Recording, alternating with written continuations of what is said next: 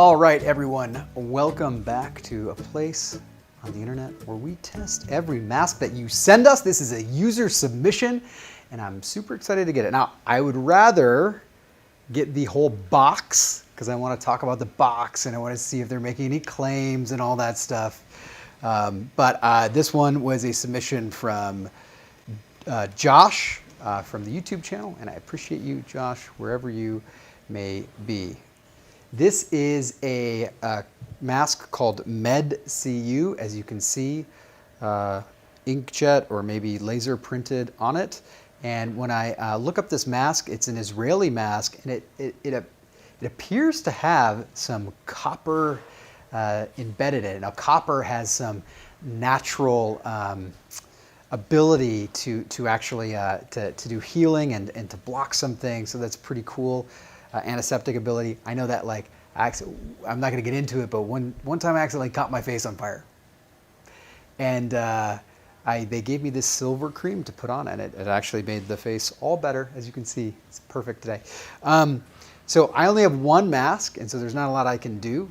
So I'm going to do the test in kind of reverse order. So I'm not going to get too crazy, but this is pretty good. Small, very thin.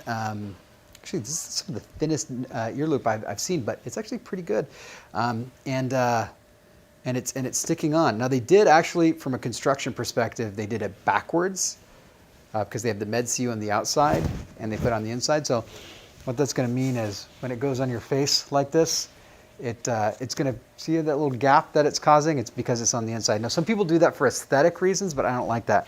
Nose wire is also small, but it's pretty good. I am getting like a little bit of a smell. It smells like smells like I'm at my uncle's house for his birthday.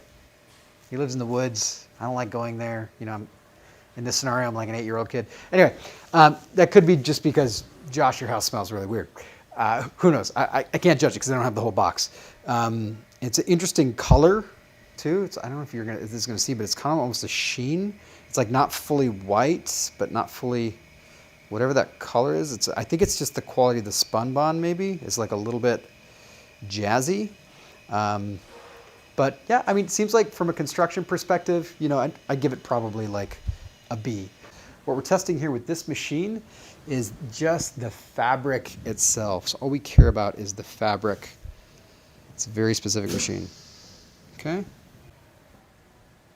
Let's go ahead and start. Now, this is a PFV machine, as I was saying. If you want to find out more about how this machine works, I'm going to put a link right below.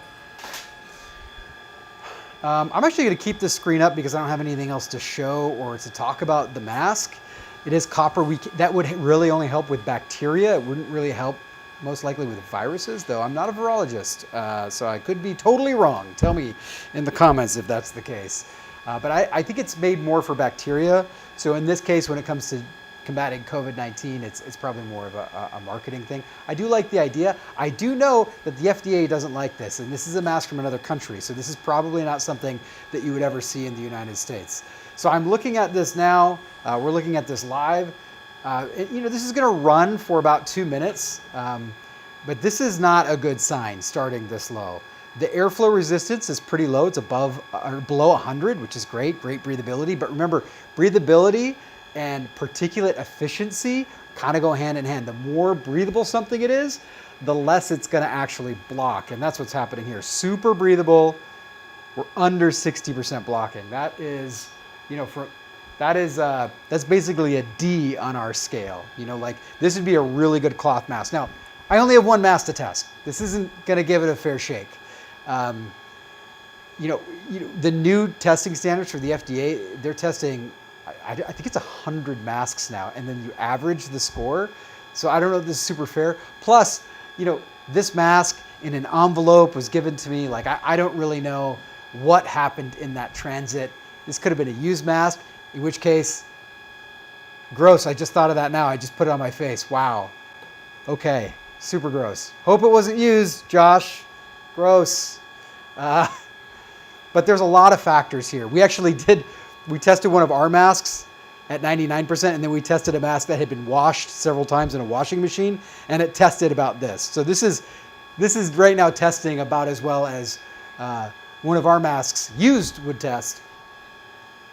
But maybe it's been used, so I can't really give it a good shake. But I gotta say, not super impressed, to be honest. That's it. Test is done. Efficiency is 58.83, 58.83. That's a D in our book when it comes to it. Would not recommend that mask if you come across it. But if you have a whole box, send it to me. I'd love to test the whole box, test 2 or 3 and give it a fair shake. All right. Thank you, Josh, for submitting your mask. Hope this was helpful, and I will catch you guys on the next test. Thank you.